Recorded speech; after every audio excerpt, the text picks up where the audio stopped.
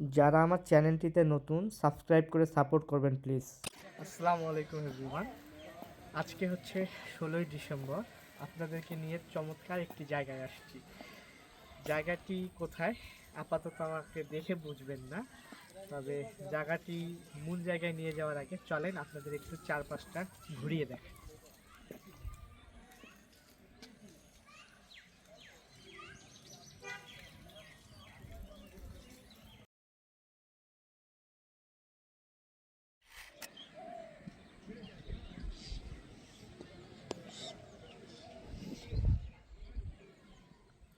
আমার মূলত প্রত্নতাত্ত্বিক এবং ঐতিহাসিক জায়গাগুলো ঘুরতে অনেক ভালো লাগে। তো তাই আজকে আপনাদেরকে নিয়ে আমি চলে এসেছি পাহাড়পুর, যেটা হচ্ছে সোমপুর বিহার নামেও পরিচিত। এটি মূলত হচ্ছে আপনার নওগাঁ থানায় অবস্থিত, আর জেলা বলতে গেলে হচ্ছে এটা জয়পুরহাট জেলার মধ্যে পড়েছে। কিভাবে আসতে পারবেন, কিসে করে ট্রাভেল করবেন, সব কিছুই জানিয়ে দেবো আমার এই ভিডিওতে। তো সব কিছু জানার জন্য ভিডিওর শেষ পর্যন্ত আমার সাথে থাকবেন এবং আমার সাথে আমার ফোনের ক্যামেরার চোখে পুরো পাহাড়পুরটা এনজয় করবেন। আসেন।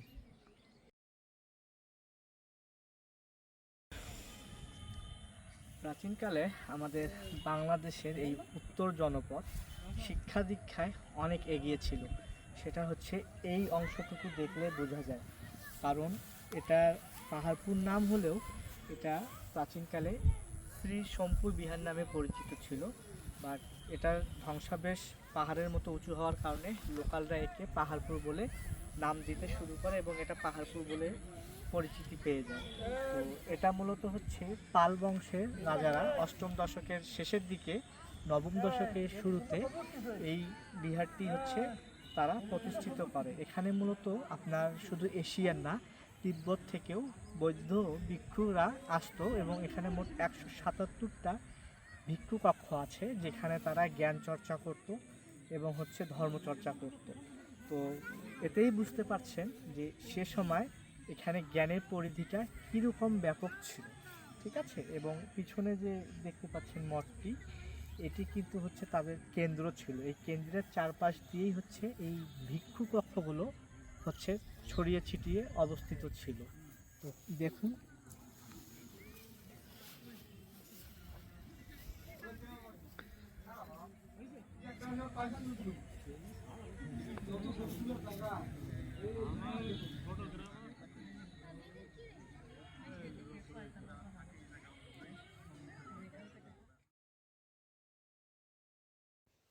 চলেন এবার পার্কের অংশটা ঘুরে দেখি।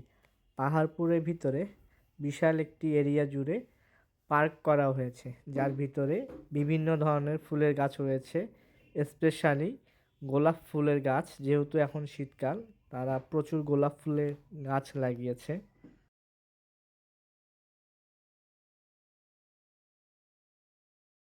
পার্কের একটা পার্টে তারা বিভিন্ন পশু পাখির আকৃতির স্ট্যাচু বানিয়েছে লতা পাতা দিয়ে।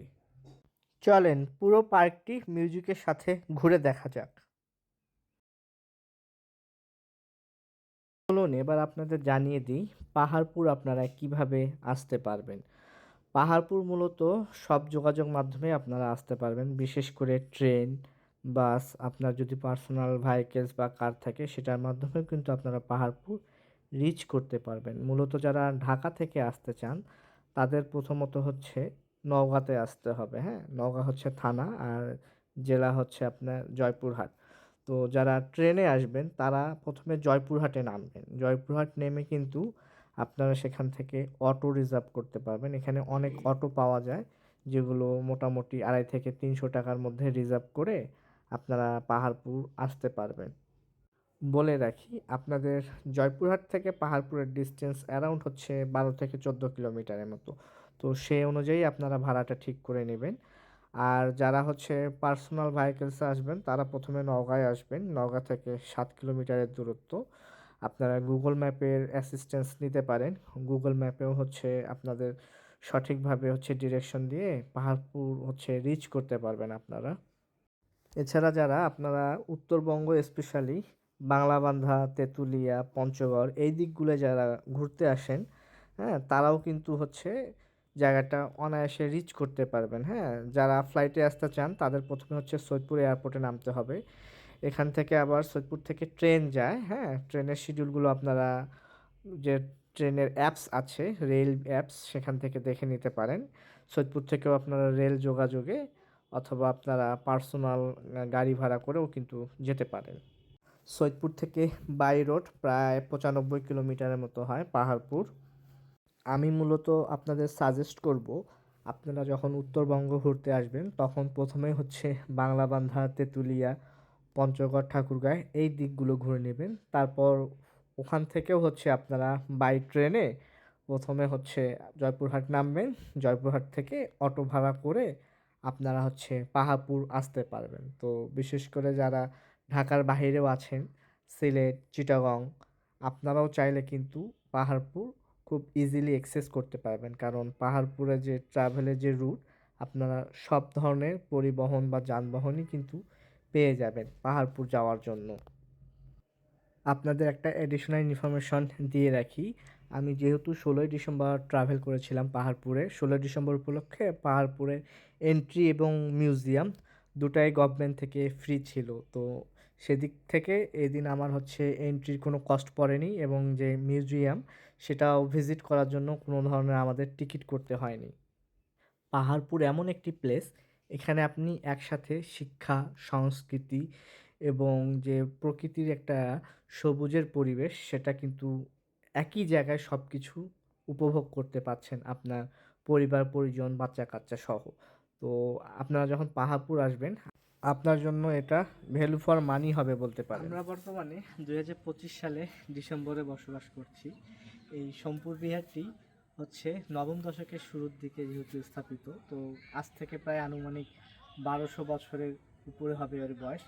যদিও এটি কালের বিবর্তনে কিছু ধ্বংস হয়ে গিয়েছে, তারপরও দেখেন এর যে স্ট্রাকচারাল যে বৈশিষ্ট্য, এই যে ইটগুলো এখনও কিন্তু নিখুঁত রয়েছে। কিন্তু আমরা আমাদের দৈনন্দিন জীবনে এখনকার যে রাস্তাঘাটে চলাচল করি, কি ইঞ্জিনিয়ারিং পড়াশোনা করে ইঞ্জিনিয়ার রাস্তা বানায় যে 6 মাস টাকা মুশকিল হয়ে যায়, 3 মাস 4 মাস যাওয়ার পরেই এক হাত করে গর্ত হয়, ঘটে দুর্ঘটনা। তো আসলে তখনকার দিনে যে পড়াশোনা বলেন বা হচ্ছে ইঞ্জিনিয়ারিং দক্ষতা, আর্কিটেকচারের দক্ষতা বলেন, দেখেন কি নিখুঁত ছিল, যে সেগুলো টেরাকোটাগুলোও এখনও অক্ষত রয়েছে এবং যে ইটের শেপগুলো সেগুলোও কত নিখুঁত এবং এখনও এগুলো অক্ষত রয়েছে, কোনো ধরনের ক্ষয়ক্ষতির শিকারে এখন পর্যন্ত এগুলো পড়েনি, অক্ষত অবস্থায় রক্ষণাবেক্ষণ করা হয়েছে।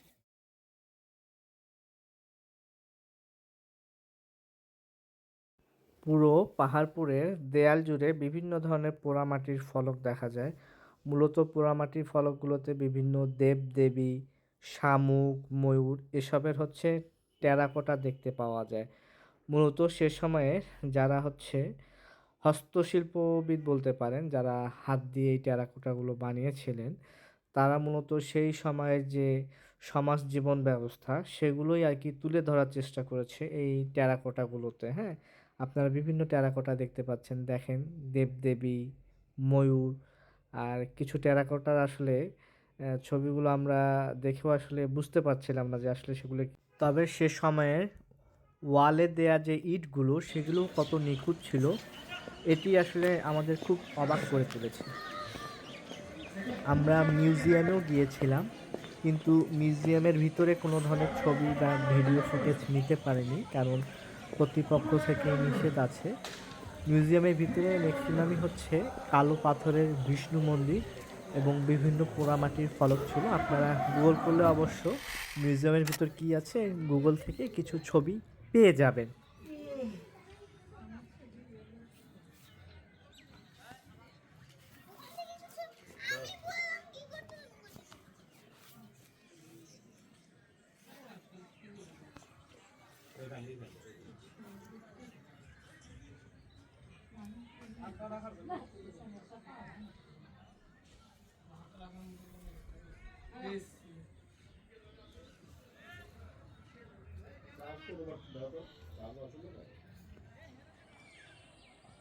এরকম পুরনো প্রত্নতত্ত্ব জায়গায় আসলে আমার না মাঝে মাঝে খুব টাইম ট্রাভেল করতে ইচ্ছা করে। যদি এই ক্ষমতা থাকতো, এই পাওয়ার থাকতো যে ট্রাভেল করে ওই সময় যে দেখতাম ওই সময়ের মানুষজনের জীবনযাপন কেমন ছিল, ওই সময়ে এনভায়রনমেন্ট কেমন ছিল। তো মজার বিষয়, আপনি ইমেজিন করেন যে আপনি আজ থেকে 1200 বছর আগে সময় এই জায়গাটাতে চলে আসলেন। একটাবার চিন্তা করতে পারছেন, আমাদের 1971 সালে জনসংখ্যা ছিল মাত্র 3.5 থেকে 4 কোটির মতো। তো সে জায়গায় আজ থেকে যদি 1200 বছর আগের কথা চিন্তা করি, সেই সময়ে বাংলাদেশে বা এই বাংলায় এরকম একটা বিগ ইনস্টিটিউট, যেখানে 177 জন ভিক্ষু হচ্ছে জ্ঞান চর্চার জন্য এখানে থাকতো, এবং জ্ঞান চর্চার পাশাপাশি হচ্ছে তারা জ্ঞান পাঠ করতো এবং জ্ঞান প্রদান করতো, মানে যেটাকে এক কথায় বলতে গেলে আমরা বিশ্ববিদ্যালয়ও বলতে পারি। তো ওই সময়ে এরকম জায়গায় এত বড় একটা বিশাল এরিয়া জুড়ে এরকম একটা বিশ্ববিদ্যালয় বলতে পারেন এখনকার দিনের ভাষায়, এরকম একটা প্রতিষ্ঠান ছিল। তখনকার শিক্ষা দীক্ষার যে বিষয়টা কত এগিয়ে ছিল ওই সময়ের মানুষ, জনসংখ্যার দিক থেকে যদি আমরা তুলনা করি। এখন আমরা অলরেডি 20 কোটির মতো জনগণ, বাট 71 সালে ছিলাম হয়তো সব কিছু মিলায়, যদি ওই সময় যদিও আদমশুমারি অত স্ট্রং ছিল না, বলা হয়ে থাকে 7 কোটি। বাট চিন্তা করেন যে 1200 বছর আগে এরকম এত বড় একটা প্রতিষ্ঠান এই বাংলাদেশের মধ্যেই কিন্তু অবস্থিত ছিল। তো কতটা উন্নত ছিল তখনকার শিক্ষা ব্যবস্থা।